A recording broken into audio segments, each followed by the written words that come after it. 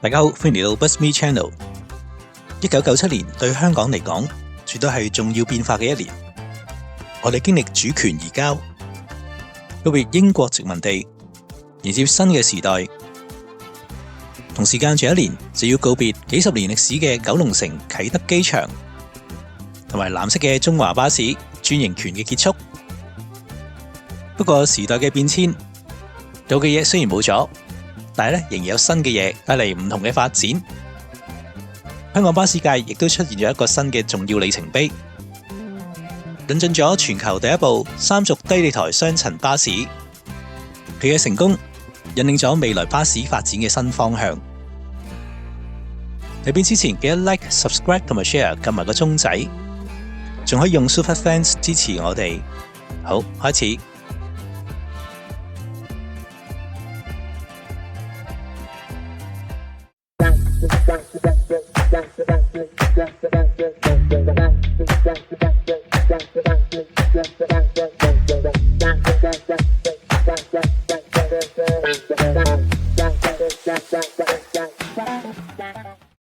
記得喺1996年尾或者1997年頭，喺西港城舉行嘅一個巴士主題展覽嘅時候，有一塊展板 show 有一部全新巴士嘅繪圖。冇錯，佢就係 Dennis Trident 配亞歷山大 ALX 500車身。當時我極之期待迎接呢部低地台嘅雙層三軸巴士。而喺97年嘅7月份，我去一個巴士廠嘅參觀，終於第一眼就見到呢部車嘅真身。佢當時派喺呢個嘅噴油房，記得當日接載我哋嘅廠務經理，叫我哋估下佢之後會變做咩顏色嘅車身。結果當然係之後大家都認得嘅香檳金色。呢部金巴推出之後，當然成為咗巴士迷界嘅焦點。巴士公司亦都非常之重視，特別推出咗電視廣告。九巴將呢部車編號定為 ATR， 呢部第一部嘅 Trident 就係 ATR1， 車牌係 HJ2127。佢喺1997年11月17號正式投入服務，行走當時嘅王牌路線 1A。為咗宣傳佢嘅特低地台，九巴喺佢嘅車身上邊亦都加咗一啲 graphics， 顯示呢部車嘅地台位置。我哋見到輪椅乘客嘅圖像同埋其他乘客嘅位置，凸顯咗低地台嘅好處。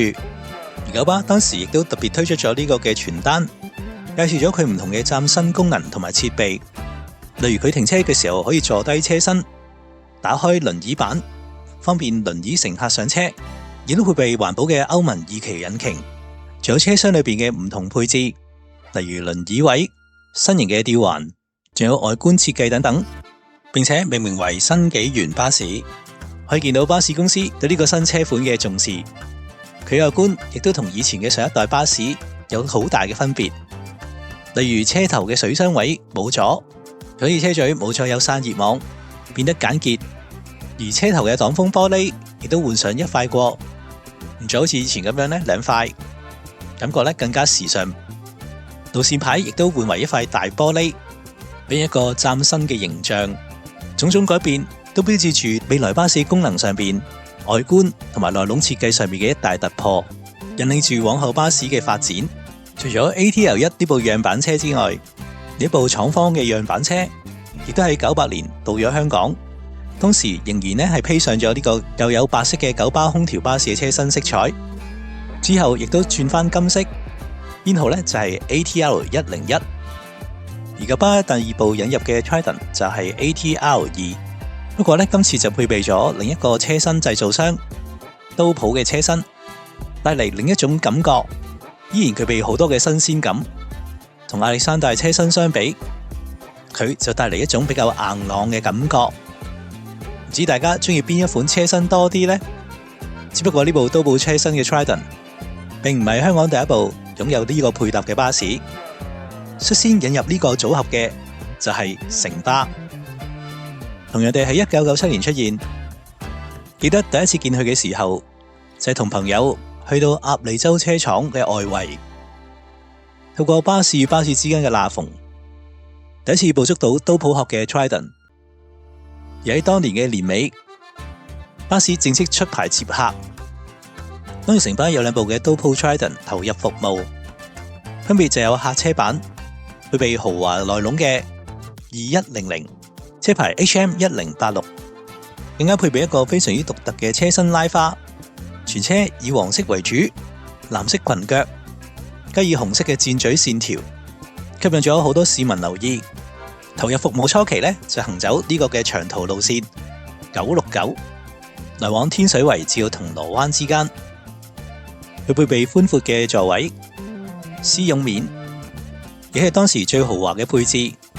展現之後，機場快線嘅高級同埋舒適。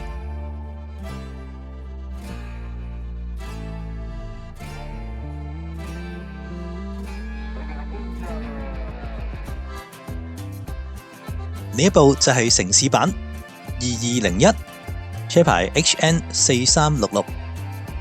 而城巴當時主要就採購都抱車身，所以除咗之前提過嘅2100之外，之後投入服務嘅 City Flyer， 大部分都係以都抱車身作為車隊。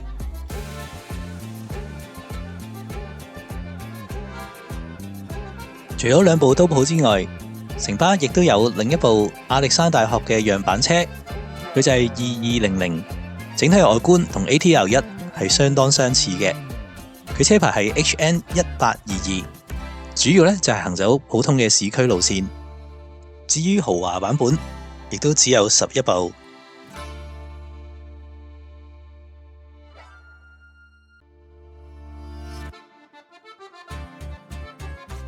Dennis 成為咗呢個嘅低地台三軸雙層巴士嘅先鋒，盡顯頭啖湯嘅優勢，吸引咗其後唔同巴士公司嘅訂購。例如龍運巴士嘅低地台車隊，喺當年全數都係屬於 Dennis Trident 嘅。仲有98年接管中巴嘅新巴，第一批嘅車隊都係屬於 Dennis 嘅。仲有九廣鐵路嘅低地台巴士車隊，印證到呢款巴士喺香港嘅市場非常成功。喺香港巴士歷史嚟講，絕對係不可或缺嘅一環。雖然感覺 Dennis 好似係無敵，但係當年勇於創新嘅城巴，亦都喺同一年引進咗另一款嘅低地台巴士。佢係來自德國嘅 MAN 24.350，佢嘅外形就唔算有大突破。佢配備咗澳洲嘅 Vogan 車身，係香港第一款佢有呢個車身嘅巴士。不過佢外觀睇落就有少少似以前嘅亞歷山大車身啦。所以相對比起另外兩款嶄新設計嘅巴士車身，佢就稍為遜色咗少少。不過佢作為本港第一部雙層嘅晚絲巴士，自然仍然具有佢好大嘅吸引力。我記得當時為咗報呢部巴士，曾經喺電車見到之後，即刻衝落去跑足2個站，追上去搭到呢部巴士，諗起都覺得非常之瘋狂。呢部巴士嘅編號係2500，車牌 HN1013。佢投入服務嘅初期，城巴亦都特別為佢設計咗一個全新嘅顏色車身，全身以黃色為主，中間就加啲 graphics， 凸顯咗佢與眾不同之處。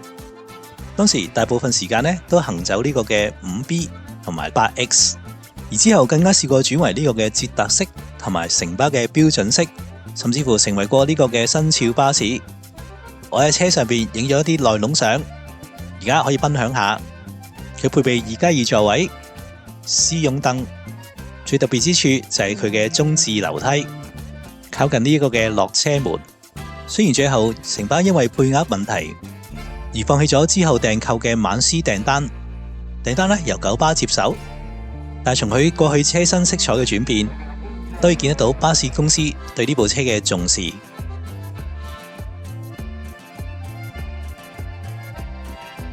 而作為 Dennis 喺香港嘅重要競爭者 Volvo 富豪，就可謂錯失咗良機啦。無論係北大嶼山嘅新路線、龍運同埋新巴嘅成立，對低地台新嘅巴士需求殷切嘅時間，佢都錯過咗。最後要喺1999年先正式完成到佢嘅低地台巴士 Super Olympian。佢改良自以前既有嘅富豪 Olympian，所以喺初期嘅時候，佢車尾引擎蓋仍然保留住原有 Olympian 嘅設計，所以我哋可以見到佢配上咗亞歷山大全新車身 ALX 500之後，車尾部分就同車身嘅設計有少少格格不入。而另一個特徵就係佢嘅水箱由車頭搬咗去樓梯位嘅下邊，所以呢個咁大個水箱網就成為咗佢特別嘅標記。九巴俾嘅編號咧就係 3ASV， 佢樣板車咧就係 3ASV3， 車牌 JE1672， 喺1999年8月投入服務。而急需於替換中巴舊車嘅新巴，亦都咧有契入到，而編號5001 JD4116 更加係第350部投入服務嘅新巴。當時車身上邊亦都貼咗特別嘅車身廣告慶祝㗎。而相對比起1997年 Dennis Trident 同埋 MAN 嘅低地台巴士出現，喺99年出現嘅 Super Olympian 的確咧就冇以前咁矚目。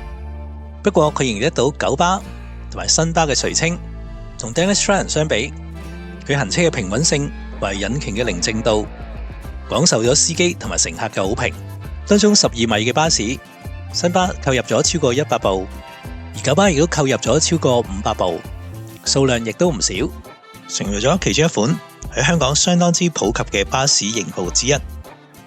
記得當年就因為呢個低地台巴士出現，加上中巴就嚟結束專營權，所以周末經常周圍去影相，希望可以盡量記錄低呢個轉變嘅時刻。唔知你哋當年有冇出去影相？呢3款標誌性嘅3軸巴士 Dennis Trident、MAN 同埋富豪嘅 Super Olympian， 各自見證咗呢場嘅轉變。佢哋唔單止革新咗設計，更加象徵住城市對乘客便利同埋無障礙設施嘅重視。隨住新世代嘅車型陸續推出，呢啲元祖級嘅低地台巴士仍然喺唔少巴士迷心中佔據住一個席位㗎。唔知你對呢3款巴士有冇印象，或者有冇一啲回憶喺上邊呢？或者當佢哋出現喺街上面嘅初期，你冇搭過，有冇一啲特別嘅故事同我哋分享呢？歡迎喺下邊留言。下一集 Busby Channel 我哋再見，拜拜。